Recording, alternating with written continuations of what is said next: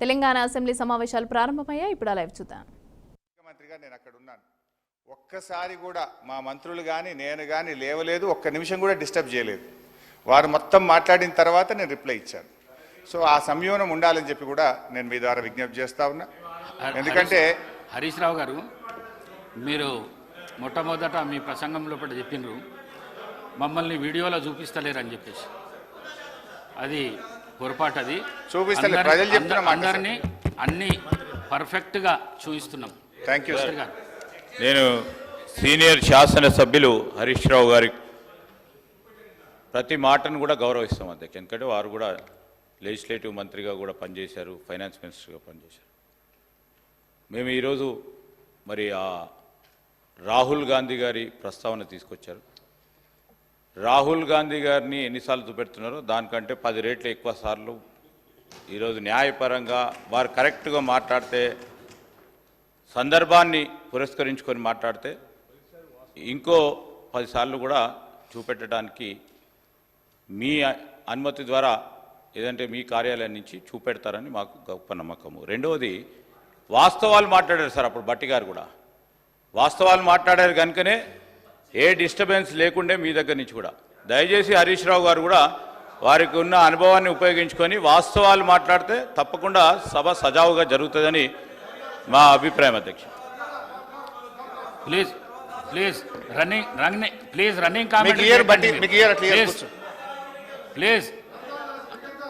జగదీశ్వర్ రెడ్డి గారు, please running commentary చేయకండి దయచేసి. ప్లీజ్ ప్లీజ్ అక్కడి నుంచి ఏం లేదు. చేయకండి. Thank you speaker sir. Please please అధ్యక్ష ప్లీజ్ ఇస్తాను.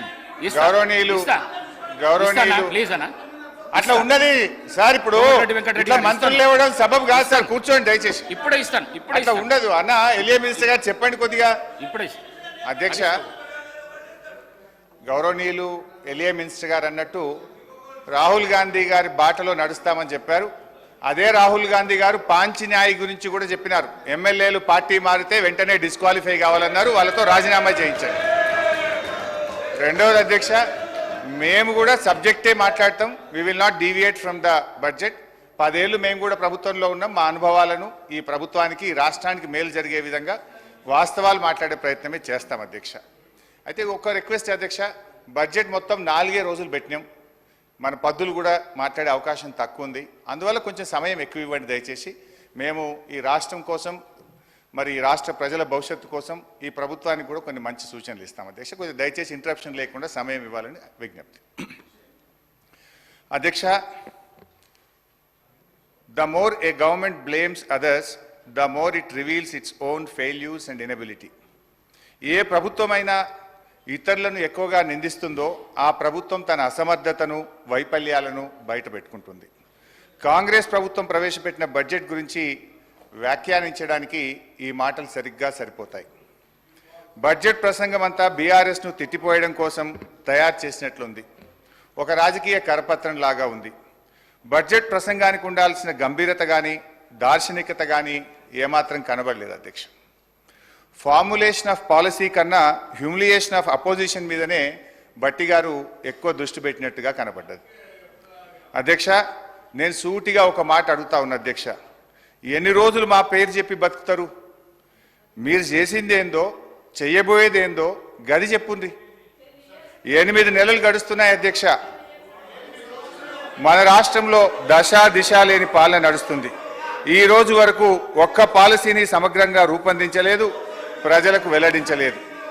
ఎంతసేపు ఉత్త రాజకీయ వృధా, కాయగొరుకుడు మాటలు, విజన్ లేదు, విషయం లేదు. ఇప్పటి వరకు సాధించిన ఒక విజయం లేదు. ఆర్థిక మంత్రి గారు స్వీపింగ్ కామెంట్స్ చేయడంలో సిద్ధహస్తులని ఈ బడ్జెట్ నిరూపించింది. ఒకవైపు బీఆర్ఎస్ ప్రభుత్వం గత 10 ఏళ్లలో అన్ని రంగాల్లో పూర్తిగా వైఫల్యం చెందిందని రాశారు. మరొక వైపు ఇదే బడ్జెట్లో రాష్ట్ర తలసరి ఆదాయం 3,47,229 రూపాయలని పేర్కొన్నారు. ఇంత సెల్ఫ్ కాంట్రడిక్షనా అధ్యక్ష? ఇంత కన్ఫ్యూజనా అధ్యక్ష? ఇంత కుట్రనా అని నేను అడుగుతా ఉన్నా. ఎందుకంటే 2014లో మా ప్రభుత్వం అధికారం చేపట్టినప్పుడు తెలంగాణ రాష్ట్రం దేశ తలసరి ఆదాయంలో మనం కంపేర్ చేసినప్పుడు, ఇతర రాష్ట్రాలతో కంపేర్ చేసినప్పుడు మనం 11వ స్థానంలో ఉన్నాం.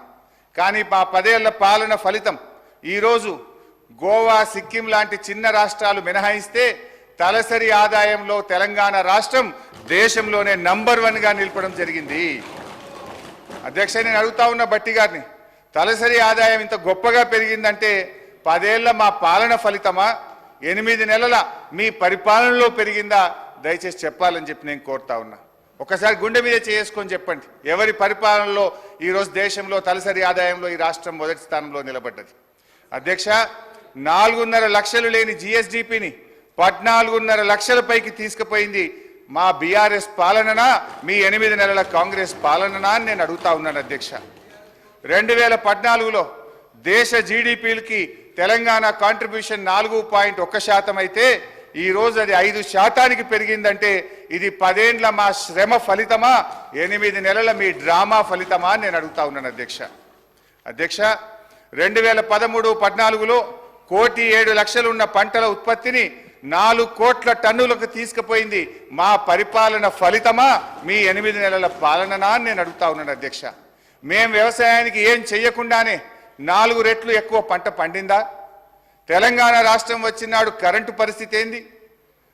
ఆనాడు ఏం పరిస్థితి? అడ్డు అదుపు లేని కరెంటు కోతలు, పారిశ్రామికవేత్తలు ఇందిరా పార్క్ దగ్గర ధర్నాలు, వ్యవసాయానికి అర్ధరాత్రి కరెంట్లు, గృహ అవసరాలకు పట్టబగలు కరెంటు కోతలు. కానీ 6 నెలల్లోనే పరిస్థితి చక్కదిద్ది వ్యవసాయానికి చాలినంత కరెంట్ ఇచ్చాం. 2 ఏళ్ల వ్యవధిలో అన్ని రంగాలకు నాణ్యమైన 24 గంటల కరెంట్ ఇచ్చిన ప్రభుత్వం మా ప్రభుత్వం కాదా? అధ్యక్ష, ఇవన్నీ చూస్తుంటే ఈ చెయ్యి పార్టీ వాళ్ళు కూడా చెవులలో పుష్పగుచ్చాలు పెడతారని భట్టి గారి ప్రసంగం విన్నాక అర్థమవుతా ఉంది. అధ్యక్ష, 5 దశాబ్దాల కాంగ్రెస్ పరిపాలనలో తెలంగాణ స్థాపిత విద్యుత్ సామర్థ్యం 7,778 మెగావాట్లు. పురోభివృద్ధి లేదని మీరు చెప్పిన ఒక్క దశాబ్దంలోనే తెలంగాణ స్థాపిత విద్యుత్ సామర్థ్యం 19,483 మెగావాట్లకు పెరిగింది. మీరు చేసిన దానికంటే 3 అంతలు చేశాం. ఈ మధ్య అదనంగా 1,400 మెగావాట్లు ఎన్టీపీసీ నుంచి కూడా వచ్చింది. మీ ఇందిరమ్మ రాజ్యంలో తలసరి విద్యుత్ వినియోగం ఎంతుందో తెలుసా? 1,196 యూనిట్లు.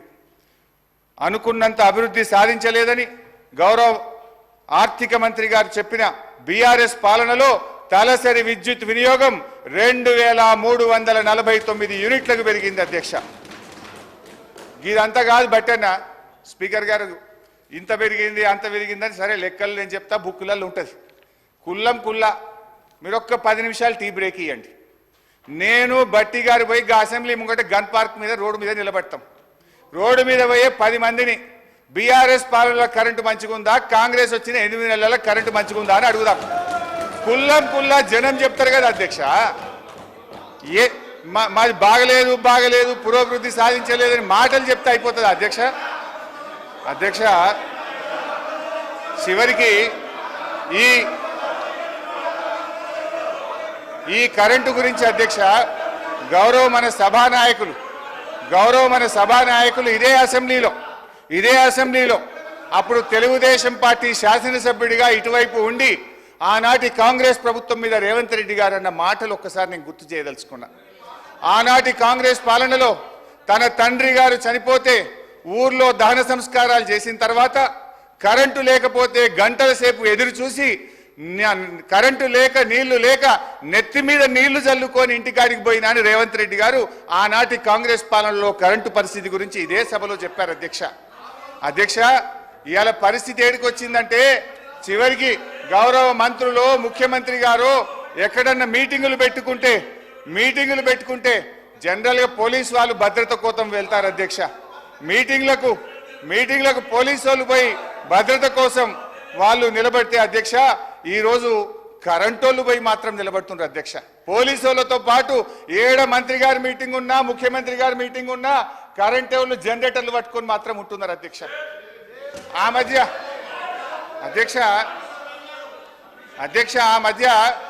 మధ్య రేవంత్ రెడ్డి గారు అప్పుడు మా పార్టీలో ఉన్న కొత్తగా ప్రభుత్వం ఏర్పడ్డాక మా పార్టీలో ఉన్న కేశవరావు గారి ఇంటికి పోయింది.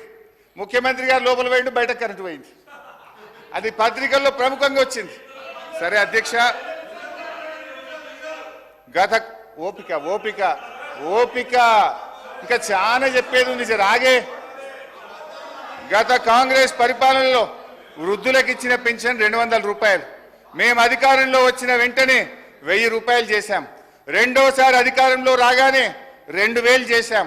మా దశాబ్ద కాలంలో ఇచ్చిన మాట ప్రకారంగా వృద్ధాప్య పెన్షన్ను 200 నుంచి 2000 రూపాయలు చేశాం అధ్యక్ష. మీ సోకాల్డ్ ప్రజాపాలనలో చెప్పిన 100 రోజుల గడువు దాటిపోయింది. 4000 పెన్షన్ నాలుక మీదనే ఉన్నది. ఉన్న 2000 కూడా చక్కగా రాక అవ్వాదాతల పరిస్థితి అధోగతి అయిపోయింది అధ్యక్ష. అధ్యక్ష 2021లో విడుదలైన నీతి ఆయోగ్ నివేదికలో ఏముంది అధ్యక్ష? Telangana is the 7th largest state in terms of GSDP and has clocked a CAGR of more than 11% since 2015-16. It is one of the fastest growing states in the country. The state's economy has grown at an average annual rate of more than 9% since its formation, which is significantly higher than the growth rate it had attained before its formation as a separate state. Telangana రాష్ట్రం ఏర్పడ్డ తర్వాత ఆర్థికంగా వేగంగా అభివృద్ధిని సాధించిందని నీతి ఆయోగ్ కుండబద్దలు కొట్టినట్టు చెప్పినా అనుకున్నంత పురోభివృద్ధి సాధించలేదనే ప్రచారాన్ని ఏమనాలి అధ్యక్ష? వీళ్ళ ముందు గోబల్స్ కూడా పనికిరారు. ఇది గోబల్స్ ప్రచారం కాకపోతే ఏంది అధ్యక్ష? ఆర్థిక మంత్రి గారు వాక్కురిచ్చిన పురోగతి లేని దశాబ్ద కాలములో మన కేంద్ర ప్రభుత్వం ఇచ్చిన అవార్డులు తెలంగాణ పల్లెలకు టాప్ 20లో 19 అవార్డులు తెలంగాణ రాష్ట్రానికే వచ్చినాయి అధ్యక్ష. దీన్ని బట్టి తేలేదేమిటంటే ఈ బడ్జెట్లో ఉన్నదంతా వాస్తవాల విస్మరణ, అవాస్తవాల విస్తరణ. ఈ ప్రభుత్వం ఎంత సంకుచిత వైఖరంటే దశాబ్ద కాలంలో మేము సాధించిన అద్భుతమైన ప్రగతికి సంబంధించిన వివరాలు ప్రజలకు అందుబాటులో లేకుండా చేయాలని పబ్లిక్ డొమైన్లో ఉన్న మొత్తం సమాచారాన్ని డిలీట్ చేశారు అధ్యక్ష. Government is a continuous process. మా 10 ఏళ్ల పాలనలో ఉన్న మొత్తం సమాచారాన్ని డిలీట్ చేస్తారా అధ్యక్ష? ఇంతకంటే చిల్లర వ్యవహారం ఇంకోటి ఉంటుందా అధ్యక్ష? ముఖ్యమంత్రి గారు, మీరు కంప్యూటర్ మెమొరీ నుంచి డిలీట్ చేయగలుగుతారేమో కానీ ప్రజల మెమొరీలో నుంచి డిలీట్ చేయలేరనే విషయాన్ని గుర్తుంచుకోవాలి అధ్యక్ష. అక్షరాలను మలిపేస్తారేమో కానీ అనుభవాలను మలిపేయలేరు అధ్యక్ష. ఈ బడ్జెట్ గురించి చెప్పాల్సినటువంటి అవసరం ఉంది అధ్యక్ష. ముఖ్యంగా బడ్జెట్లో చూస్తే అధ్యక్ష, ఆర్థిక మంత్రి గారు చాలా అందంగా చెప్పారు.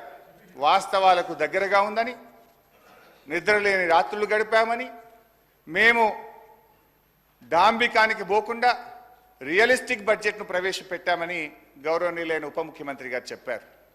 కానీ ఇది పూర్తిగా సత్యదూరం, అవాస్తవాలతో కూడుకున్నది.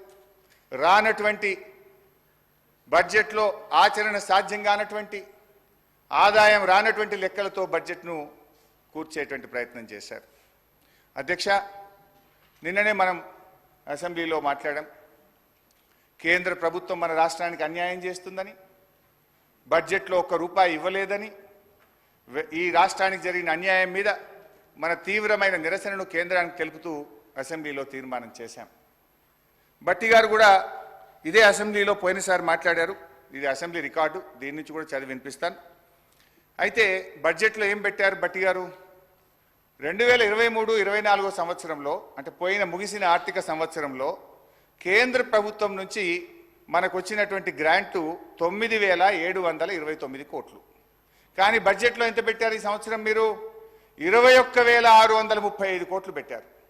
అంటే పోయిన సంవత్సరం ఇచ్చినంత కూడా ఇయ్యలేదని, తెలంగాణకు మొండి చేయి చూపిందని ఇదే సభలో మనం తీర్మానం చేస్తాం. కానీ మీరేమంటారు? 21,636 కేంద్ర ప్రభుత్వం నుంచి వస్తుందని భట్టి గారు ఈ బడ్జెట్లో పెట్టారు. గౌరవనీయులైన భట్టి విక్రమార్క గారు పోయినసారి అసెంబ్లీలో మాట్లాడుతూ ఏమన్నారో ఒక్కసారి చదివి వినిపిస్తాను అధ్యక్ష. మన రాష్ట్రం పేజ్ నంబర్ 19 పారాగ్రాఫ్ 1.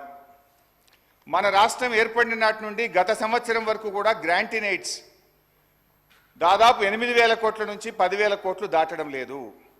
ప్రతి సంవత్సరం గ్రాంటీన్ ఎయిడ్స్ మనం ఆశిస్తున్నాం కానీ కేంద్రం నుంచి ఏమీ రావడం లేదని చెప్తూ ఉన్నారు. ఇది వారికి తెలిసిందే అని నన్ను ఉద్దేశించి వారు మాట్లాడారు. మరి మీకు తెలిసిందే కదా, ఇప్పుడు మీకు తెలిసిందే కదా, మరి నువ్వెట్లా పెట్టినావు 21,000 కోట్ల రూపాయలు అంటే ఈ బడ్జెట్ అవాస్తవాలతో కూడుకున్నటువంటిది. 21,636 కోట్లు కేంద్రం నుంచి గ్రాంట్ల రూపంలో వస్తుందని ఏదైతే పెట్టారో ఇది వాస్తవాలకు దూరంగా ఉంది. ఇకపోతే అధ్యక్ష, అంటే ఇంకా బాగా అర్థం కావాలంటే బట్టి గారికి నేను సెంట్రల్ బడ్జెట్ కూడా తీసి చూశాను. ఏమైనా పెరిగిందా, నిజంగానే ఏమైనా వస్తుందా, బట్టి గారు బాగా ఆలోచించి పెడతారు కదా, ప్రతిపక్షంలో అనుభవజ్ఞులు కదా అనుకున్నా. సిఎస్ఎస్ కింద 2023-24 సంవత్సరానికి కేంద్ర ప్రభుత్వం పెట్టింది 4,60,614 కోట్లు. ఈ సంవత్సరం సిఎస్ఎస్ కింద సెంట్రల్లీ స్పాన్సర్డ్ స్కీమ్స్ కింద రాష్ట్రాలకు ఇచ్చే డబ్బు ఈ సంవత్సరం ఎంత పెట్టారు అని చూశాను. 5,05,978 కోట్లు. అంటే గత సంవత్సరం కంటే 45,000 కోట్లు సిఎస్ఎస్లో ఎక్కువ పెట్టారు. అంటే దేశం మొత్తానికి 28 రాష్ట్రాలు కేంద్రపాలిత ప్రాంతాలకు కలిపి వాళ్ళు పెంచింది 45,000 కోట్లు. కానీ మా గౌరవనీయులైన ఆర్థిక మంత్రి గారు ఒక్క మన రాష్ట్రానికే 12,000 కోట్లు గత సంవత్సరం కంటే అదనంగా వస్తాయని పెట్టారు. ఇది సాధ్యమా అని నేను అడుగుతా ఉన్నా. ఇకపోతే ట్యాక్స్ రెవెన్యూలో చూస్తే అధ్యక్ష, పోయిన సంవత్సరం కంటే ఈసారి 26,383 కోట్లు ట్యాక్స్ రెవెన్యూ ఎక్కువ వస్తుందని వారు బడ్జెట్లో ప్రతిపాదించారు. ఇందులో ఏమంటారు, అసలు వాస్తవానికి ఇంత గ్రోత్ ఒక్కసారి రాదు అధ్యక్ష. ఒకవైపు ఆర్థిక మాంద్యం అంటున్నారు, ఇంకొక వైపు మీ కొన్ని వ్యవహారాల వల్ల రాష్ట్రంలో రియల్ ఎస్టేట్ ఆగమైపోయింది, కుదేలైపోయింది. కానీ నేను I will going to the details అధ్యక్ష. స్టాంప్స్ అండ్ చెప్తాను భాయ్ సాబ్, యూ షుడ్ హ్యావ్ పేషెన్స్. భాయ్ సాబ్, నేను 2 గంటలు అప్పులు చెప్తా, ఆస్తులు చెప్తా, నీ లిక్కర్ చెప్తా, నీ కథ అంతా చెప్తా, జర్ర ఒప్పుకోవట్టు విను. నేను మాట్లాడినాక మీకు అవకాశం ఉంటుంది, నువ్వే మాట్లాడు. నేను తప్పు చెప్తే నువ్వు సమాధానం చెప్పు, కానీ మధ్యలో రాకు. అధ్యక్ష, స్టాంప్స్ అండ్ రిజిస్ట్రేషన్ తర్వాత దీంట్లో ఏమంటారంటే గత సంవత్సరం మనకు వచ్చింది 14,295 కోట్లు. ఈ సంవత్సరం స్టాంప్స్ అండ్ రిజిస్ట్రేషన్ ద్వారా 18,228 కోట్లు ఆదాయం వస్తుందని బడ్జెట్లో బట్టి గారు ప్రతిపాదించారు. ఎట్లా వస్తుంది? దాదాపు 4,000 కోట్లు స్టాంప్స్ అండ్ రిజిస్ట్రేషన్ ద్వారా అదనపు ఆదాయం రాష్ట్రానికి వస్తుంది, దాన్ని మేము ఖర్చు పెడతాము అన్నారు. నేను అడుగుతా ఉన్న గౌరవనీయులు బట్టి గారు, ఒకవైపు ఏమో మీరు వచ్చిన తర్వాత గత 8 మాసాలుగా చూస్తే మంత్ ఆన్ మంత్ మనకు స్టాంప్స్ అండ్ రిజిస్ట్రేషన్ ద్వారా వచ్చే ఆదాయం తగ్గుముఖం పట్టింది. ఒకవైపు ఏమో రిజిస్ట్రేషన్లు తగ్గుతూ ఉన్నాయి, రిజిస్ట్రేషన్ ఆదాయం తగ్గుముఖం పడితే ఇంకొక వైపు మీరు 4,000 కోట్లు పెరుగుతుందన్నారు. ఏ రకంగా పెంచుతారు? అంటే మీరు వ్యవసాయ భూములు, రైతుల చేతుల్లో ఉండే వ్యవసాయ భూములకు భూముల ధరలు పెంచుతారా? Registration fee పెంచుతారా? పేద మధ్యతరగతి ప్రజలు కొనుక్కునే అపార్ట్మెంట్ల మీద వాళ్ళ వాల్యూ పెంచుతారా? రిజిస్ట్రేషన్ ఫీజులు పెంచి ప్రజల మీద భారం వేస్తారా? ఏ రకంగా ఈ 4,000 కోట్లు మీరు ఆదాయాన్ని పెంచుతారో ఈ సభకు, ఈ సభ ద్వారా ప్రజలకు స్పష్టత ఇవ్వాలని గౌరవనీయులు బట్టి గారిని కోరుతా ఉన్నా. అధ్యక్ష, ఎక్సైజ్ ఇదైతే సిగ్గుతో తలదించుకోవాలి కాంగ్రెస్ పార్టీ నాయకులు. అధ్యక్ష, గత బడ్జెట్లో మంచిగా వినండి, నేను చెప్పింది విన్నాక తలదించుకోవడం తప్ప తలెత్తే పరిస్థితి ఉండదు మీకు. అధ్యక్ష,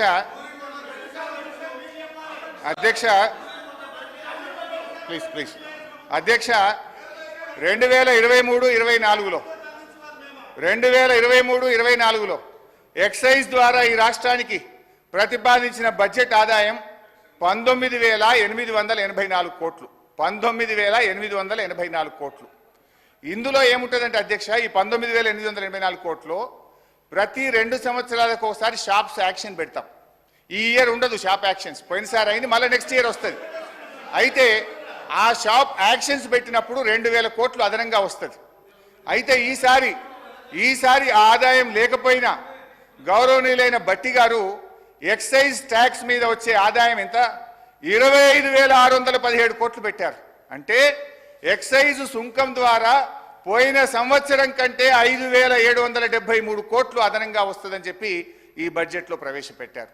అంతేకాదు వ్యాట్ బై ఎక్సైజ్, వ్యాట్ రూపంలో మరో 2,760 కోట్లు ఎక్సైజ్ మీద ఆదాయం ఎక్కువ వస్తుందని పెట్టారు. అంటే పోయిన సంవత్సరం కంటే కూడా ఈ బడ్జెట్లో 5,773 ప్లస్ వ్యాట్ మీద 2,000 అంటే 7,773 కోట్ల రూపాయలు గత సంవత్సరం కంటే ఎక్సైజ్ మీద ఆదాయం ఎక్కువ వస్తుందని బడ్జెట్లో పెట్టారు. బడ్జెట్ మీద మొత్తం ఆదాయం ఎంత ఆశిస్తుంది తెలుసా అధ్యక్ష? ఈ ప్రభుత్వం ఎక్సైజ్ అండ్ వ్యాట్ కలిపి 42,000 కోట్ల 49 రూపాయలు ఎక్సైజ్ రూపంలో ఆదాయం సంపాదిస్తామని బడ్జెట్లో గౌరవ ఆర్థిక మంత్రి పెట్టారు. 42,000 కోట్లు అధ్యక్ష. అంటే గతంలో ఇదే భట్టి గారు ఇదే అసెంబ్లీలో మాట్లాడారు. అప్పుడు ఉన్నది 25,000 కోట్ల ఆదాయం, వీళ్ళు 42,000 కోట్లు చేసింది. ఇప్పుడు ఏం మాట్లాడినరో భట్టి గారు ఎక్సైజ్ మీద నేను వినిపిస్తా అధ్యక్ష. అంటే ప్రతిపక్షంలో ఒక మాట, అధికారంలోకి రాగానే మర్చిపోతారు. గ్రామీణ ప్రాంతాల్లో మద్యం సమస్య అత్యంత భయానకంగా మారింది. బెల్ట్ షాపులు పెట్టి జనాన్ని విపరీతంగా పీడిస్తున్నారు. దీని గురించి ఆలోచన చేయండి అధ్యక్ష. ఆ రోజు గ్రామానికో బెల్ట్ షాప్ ఉంది. ఇప్పుడు మీరు చెప్పే 42,000 కోట్లు కావాలంటే గల్లీకో బెల్ట్ షాప్ పెట్టారు. మీరు గల్లీకో బెల్ట్ షాప్ పెట్టే పరిస్థితి వచ్చింది అధ్యక్ష. ఇంకా అధ్యక్ష కృష్ణారావు గారు హరీష్ రావు గారు అధ్యక్ష చెప్పిన దానిలో వాస్తవికత ఎంత ఆలోచించిన అధ్యక్ష. గతంలో 2023లో 19,000 ఆదాయాన్ని మాట్లాడినారు. వాస్తవంగా ఆ లెక్కకు వస్తే 2014లో కేవలం 10,000 కోట్ల రూపాయలు ఉంటే ఎక్సైజ్ ఆదాయం. చివరి సంవత్సరం 2023-24 చూస్తే అధ్యక్ష 34,000 వాళ్ళ ప్రభుత్వ హయాంలో చివరి సంవత్సరము ఆదాయము 34,869 కోట్ల రూపాయలు ఆదాయం వచ్చింది అధ్యక్ష. అదనంగా కూర్చోండి అధ్యక్ష అదనంగా చూయించిన ఆదాయం ఏది ఉందో అధ్యక్ష, ఇది రేట్లు పెంచు కాదు అధ్యక్ష. పిల్ఫరేజెస్ టెక్నాలజీ యూజ్ చేసి అక్రమంగా కావచ్చు, అక్రమంగా ఇక్కడి నుంచి ఇతర